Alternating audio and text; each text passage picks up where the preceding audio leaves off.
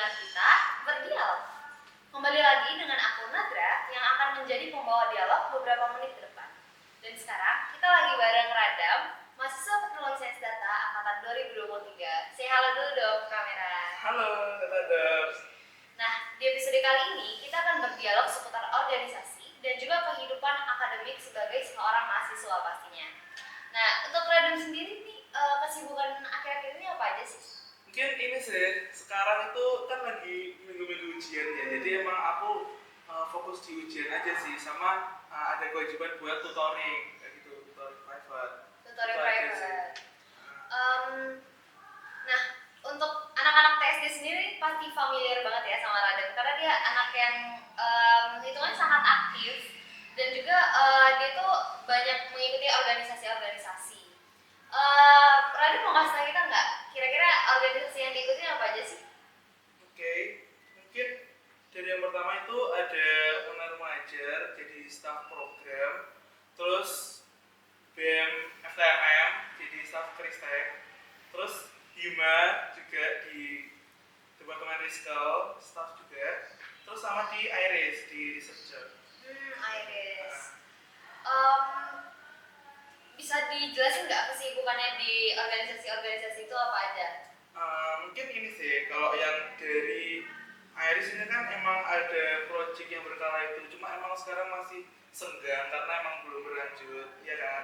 Terus di Hima sendiri itu dari departemenku baru selesai kan kemarin event besarnya Data Fest, itu emang baru selesai banget, itu kepanitiaan besar di Hima. Terus yang lagi berjalan memang sisa 2 ini di BEM sama di Unar Mengajar. Ini aku megang 2 proker besar juga, dan timeline-nya tuh berdekatan gitu. Dan ini emang berjalannya nanti setelah ujian ini sih. Oke, mungkin bisa dikasih tahu proker itu ngapain aja sih?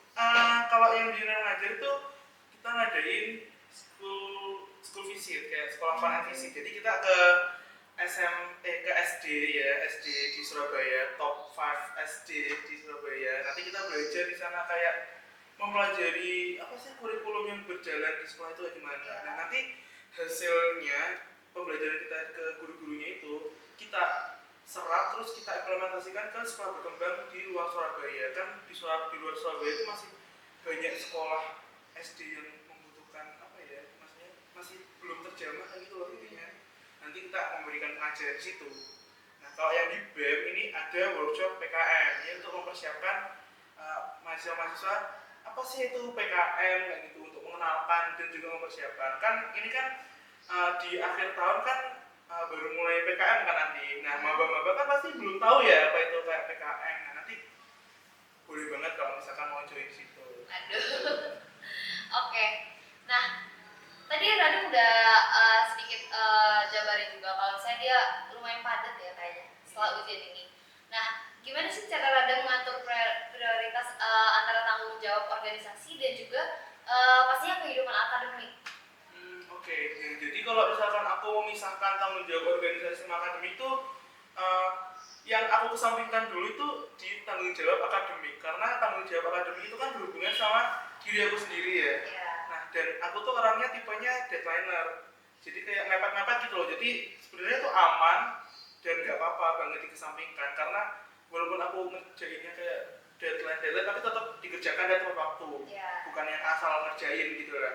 Nah, di organisasi ini aku duluin karena di sini tuh berhubungannya sama orang lain kan. Aku deadlineer, nggak mungkin yang lain deadlineer juga kan. Ada yang tipe orangnya on time dan lain sebagainya. Nah, aku harus menyesuaikan mereka kan. Nggak mungkin kan kayak mereka harus ngikut aku yang deadlineer, pasti kayak panik banget kan gitu. Nah, jadi aku mengatur prioritasnya, biasanya emang tak selesaiin pekerjaan-pekerjaan di organisasinya dulu. Kayak aku nge-set up deadline pun kayak lebih awal gitu untuk di organisasi daripada di akademikku. Nanti kalau misalkan udah selesai semua, baru di akademik itu aku kerjain sendiri. Kecuali kalau tugas-tugas di akademik itu berhubungan sama kelompok ya, itu pasti aku utamain, karena kan gak mungkin juga aku ngilang-ngilang terus alasannya kayak aduh aku ada organisasi ini kan ya itu lagu lama lah intinya. Gak mungkin, gak pakai alasan kayak gitu. Ya mungkin Radam ada tips and trick juga buat ngatur jadwal. Aku pakai ini sih kayak kalender, kan ada Google Calendar ya di HP. Jadi semuanya di sini. Google Calendar ya? Iya kayak gini. Aku boleh tunjukin nggak ya? Boleh, boleh. Ini data doors, lihat nih Ran. Oh ini jadwalnya padat banget sih. Ini buat bulan apa nih? Bulan kemarin itu. Ini bulan kemarin. Bisa. Aku udah terancang sampai bulan Oktober November itu udah. Oh ada. Ada bisa digeser. Ini Oktober, ini November. Oh, ini November aja masih bulan depan udah ada jadwalnya guys. Iya. Gitu. Nah, ini padat banget ya berarti Ran. Iya. Nih, jadi kayak dari yang Radam kasih tahu juga tadi kayak dulu pasti mengawalnya sebagai mahasiswa baru kan. Mahasiswa baru yang dikasih tanggung jawab baru, yang benar-benar kayak baru terjun banget gitu. Kira-kira dulu pernah ragu nggak ya waktu pertama kali kasih tanggung jawab itu? Pertama kali sih bukan ragu ya, kayak aku tuh nggak berekspektasi untuk aktif organisasi sih sebenarnya, iya kan, karena waktu aku mikirnya pas masuk kuliah, aku tuh pengen nyari uang tambahan malahan, nyari part-time gitu loh malahan, karena kan ya itu kan yang bisa nambah uang sakuku kan. Iya, Nah, benar. terus karena emang nggak dapet, tapi alhamdulillah sekarang udah dapet sih di private itu. Nah terus aku mencoba untuk magang, kan di awal itu kan kita magang kan ada magang-magang kan, dan aku memilih magang di Unar Mengajar karena emang aku suka banget buat ngajar gitu loh. Iya. Ya jadi aku masuk situ. Nah waktu aku magang, aku tuh mendapat experience yang sangat bagus gitu, kayak bener-bener oh ternyata organisasi itu kayak seru banget. Aku kan belum pernah ikut organisasi kan sebelumnya, dan aku kayak mendapatkan banyak hal banget di situ. Padahal itu baru magang tok gitu. Kayak aku dapat ilmu tentang bagaimana mengatur rapat, terus bagaimana berkomunikasi dengan orang lain, terus mengkoordinir apa ya, tugas-tugas di tiap divisi kayak gitu. Itu kan hal yang baru dan aku kayak dapat gitu loh. Nah akhirnya setelah selesai magang, aku baru berkepikiran untuk lanjut. Kayaknya bagus nih kalau misalkan aku mau lanjut di organisasi di tahun pertamaku, karena aku juga mempertimbangkan matkul-matkul di semester 1 dan 2 itu menurutku masih aman gitu. Kayak aku kayak udah riset dulu kayak matkulnya ini bakal berat apa enggak sih kalau misalkan nanti aku ikut di organisasi ini. Ternyata menurut pertimbangan finalku bisa sih aku ngimbanginnya antara organisasi sama akademik. Makanya aku ngambil organisasi-organisasi itu dasar. Oke, dengan kesibukan yang sepadat itu, pastinya gak bakalan jauh-jauh dari dalam burnout ya Radam. Yeah. Mungkin Radam bisa kasih tahu cara ngatasin waktu Radam tuh lagi burnout gitu. Kayaknya sih kalau misalkan burnout kecil-kecilan gitu sering ya, kayak malas, nggak ngerti sih itu burnout atau malas ya. Tapi kalau burnout tuh aku benar pernah kayak 1 kali atau 2 kali ya burnout di 1 hari, dan di sehari sebelumnya itu kayak aku ngechat kadepku gitu loh di salah satu organisasi kayak Kak maaf kalau misalkan aku bener-bener capek banget gitu loh, dan aku butuh waktu 1 hari untuk istirahat. Dan emang apa ya, kalau kalian di organisasi tuh jangan malu untuk bilang kalau misalkan lagi capek, pasti apa ya, kadep kalian atau menteri kalian tuh bakal paham emang capek gitu ya. Dan setelah aku bilang gitu ya udah diizinin, dan emang besoknya aku seharian full itu tidur. Jadi dari malam sampai pagi bangun subuh itu kayak bangun cuma buat sholat tok kan, terus tidur lagi, terus sampai sholat zuhur itu bangun cuma sholat tok, terus tidur sampai mau asar sekitaran jam 3 itu baru bangun dan kayak udah bisa aktivitas lagi. Jadi aku tidur itu hampir 12 jam lebih kan. Wah, gitu. Itu konteksnya recharge energi ya? Recharge-nya kayak gitu. Benar-benar seharian tidur. Kayaknya malah lagi capek banget, cuma aku lupa karena apa capeknya, tapi emang waktu itu capek banget sih. Capek banget. Ya gitu. Ya mungkin Radam nih tipe orang yang kalau ngehil itu ya tidur ya. Orang-orang beda-beda ya, ada yang shopping, ada yang apa itu makan, ngegame. Aku juga ngegame sih kalau misalnya bosan. Radam juga ngegame apa tuh? Ini ML sama game sih. Mau spill mereka? Nggak usah sih, nggak usah di spill, malu. Kan lebih tinggian Nadra sih. Aduh. Nah, oke lanjut. Jadi kalau menurut Radam sendiri ikut organisasi ini pasti ya ada positif dan apa ya concernnya gitu, kayak negatifnya. Jadi mungkin Radam bisa kasih tahu kita kayak selama mungkin dari mahasiswa baru ke sekarang itu hitungannya udah 1 tahun lebih ya. Yeah. Bisa kasih tahu nggak kayak pengaruh positif apa sih yang didapat, atau misalnya ada kayak oh ini capek nih ternyata negatif gitu?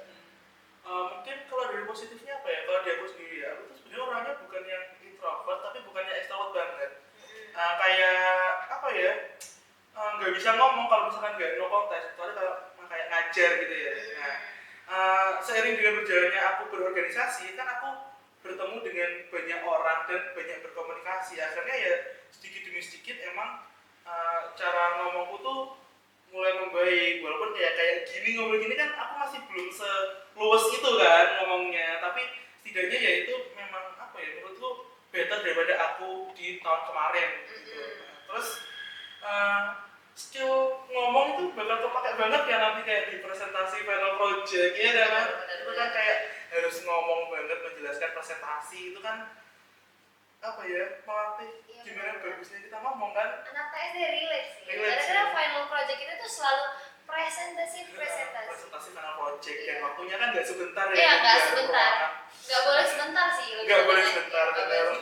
Ya kayak gitu, mungkin positifnya itu. Terus jadi banyak kenalan, kayak aku tuh jadi di Hima ya akhirnya jadi deket sama Kating kan. Jadi kenal-kenal kayak gak sukanan kayak gitu loh. Bisa tanya-tanya kuliah, matkul, kayak tanya-tanya soal iya kayak gitu kan juga bisa kan. Kebantu banget sih, gara-gara kayak kita belajarnya dari mana lagi kalau bukan dari yang tahun lalu. Benar, terus kayak di BEM pun aku jadi punya kenalan sama prodi-prodi lain, karena aku tuh nggak bisa banget kayak buat teman kalau nggak ada apa ya, situasional gitu loh, kayak nggak di kepanitiaan apa itu nggak bisa kayak JB-JB ngajak kenalan gitu loh. Tapi di BEM kan akhirnya kita banyak kenalan sama prodi lain kan, kayak gitu. Terus kalau kayak di Unar Mengajar aku jadi punya banyak kenalan di apa ya, fakultas lain, bahkan di kampus lain, karena mayoritas mereka kan di kampus B. Dan apa ya, itu tuh banyak positifnya. Kayak aku dulu di awal-awal tuh banyak diajak lomba juga sama kemarin kan aku sebenarnya ikut PKM juga, diajak sama kadep dari departemen lain di Unar Mengajar, tapi ya emang belum rezekinya ya. Tapi kan setidaknya itu salah satu change gitu loh, kalau misalnya kamu ikut organisasi terus punya kenalan, apalagi kamu berpotensi apa ya untuk diajak lomba gitu, jadinya kayak bisa terbentuk suatu tim dari apa ya, dari prodi-prodi lain kayak gitu.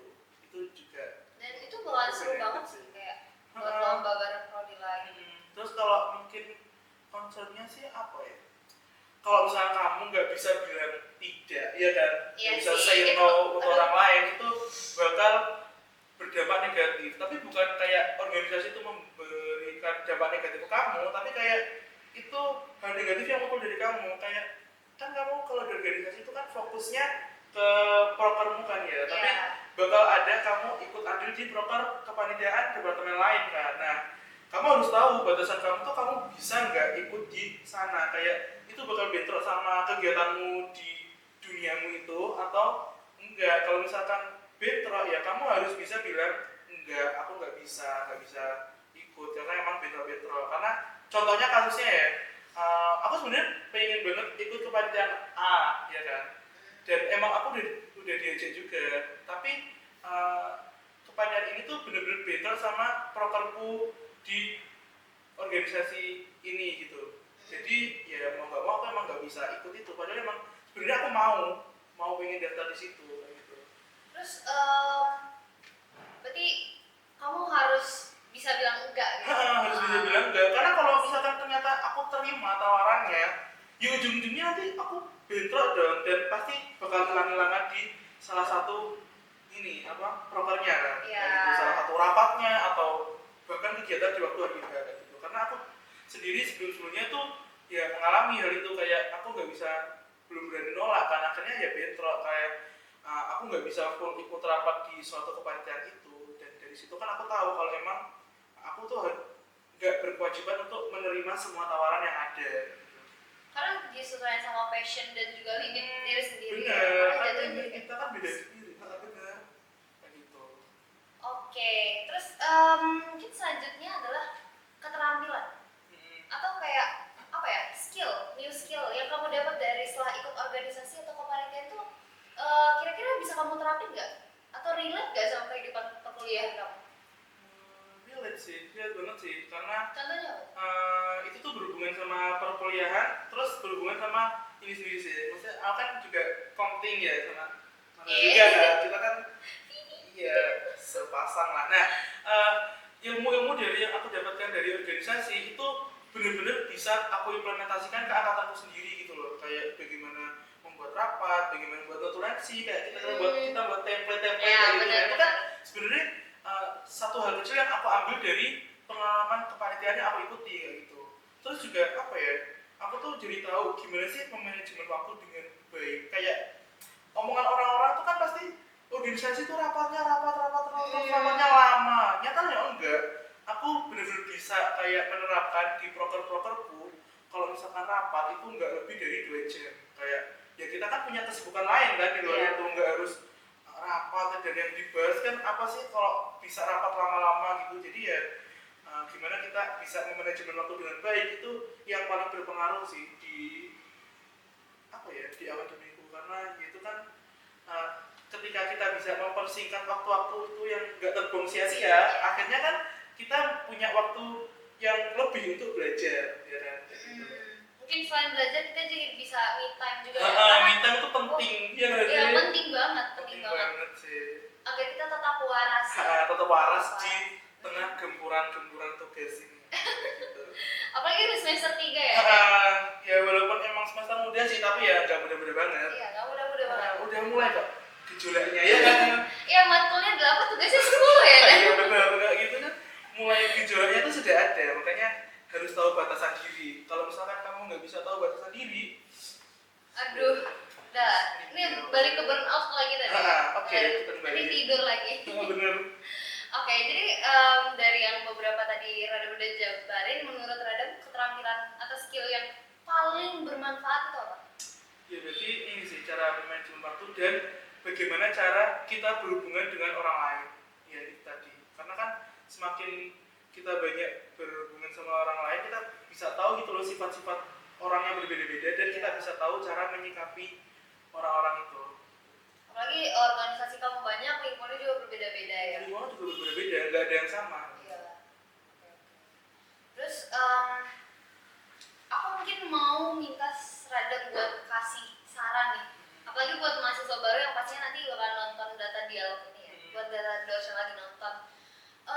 Untuk mereka yang ingin aktif organisasi tapi kayak ragu gitu, khawatir gimana kalau nilai aku nggak bagus, atau misalnya aku nggak dapet A nih di matkul ini, atau yang udah target IPK-nya itu 4 ya, mau cum laude gitu. Oh, iya sih. Gimana tuh? Tapi tetap pengen aktif organisasi. Saran dari Radam apa tuh? Mungkin ini sih, kamu tuh bisa membedain dari nilai akademik sama pengetahuan akademik dulu ya. Kayak kalau misalkan kamu khawatir antara ikut organisasi sama nilai akademik, sebenarnya nyari nilai itu enggak yang semuanya itu ya susah, tapi bisa diakali, maksudnya bisa diusahakan gitu loh ya kan. Jadi kayak ngebalancein sama antara organisasi dan nilai akademik itu enggak susah. Tapi yang susah adalah gimana cara kamu balance antara organisasi dan pemahaman akademikmu, itu yang susah. Tapi kan ya kembali lagi, kalau kamu mau mendapatkan suatu hal yang besar, pasti kan ya butuh effort yang tinggi juga kan. Gak mungkin kayak effortnya rendah tapi kamu dapat semuanya gitu ya kan. Makanya kalau misalkan kamu pengen dapat di organisasinya dan dapat di pengetahuan di akademiknya, ya emang usahamu harus lebih besar daripada yang lainnya. Tapi itu tuh apa ya, kamu ikut kayak gitu tuh nggak menghambat perkuliahanmu kok, asalkan emang tahu batasan dirinya. Gitu aja sih. Oke. Mungkin pertanyaan terakhir tadi itu sekaligus menjadi penghujung atau penutup dari dialog kita kali ini. Tapi mungkin aku minta buat Radam bisa kasih closing statement nih terkait harapan kedepannya, atau mungkin ada saran nih buat data doors yang lagi nonton. Oke, mungkin closing statementnya mirip sama tadi sih.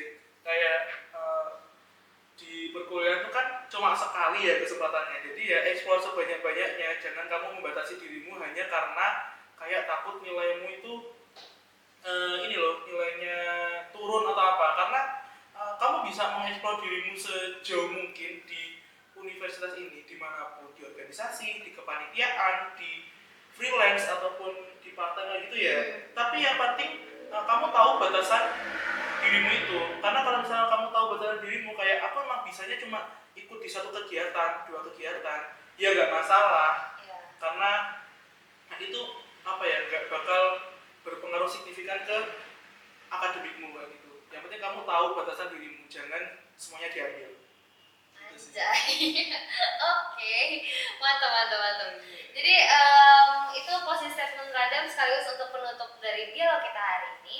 Dan aku mau bilang terima kasih banyak buat Radam yang udah sharing tentang organisasi dan ya akademiknya di dialog ini. Dan juga untuk data doors yang udah ikutin dari awal sampai akhir. Dan sebelum ditutup, aku mau ajak Radam buat jargon data dialog. Jadi kalau misalnya aku bilang data dialog, gerakannya dengar kita berdialog. Ya, sambil lihat kamera ya. Oke. Data dialog, dengar kita berdialog.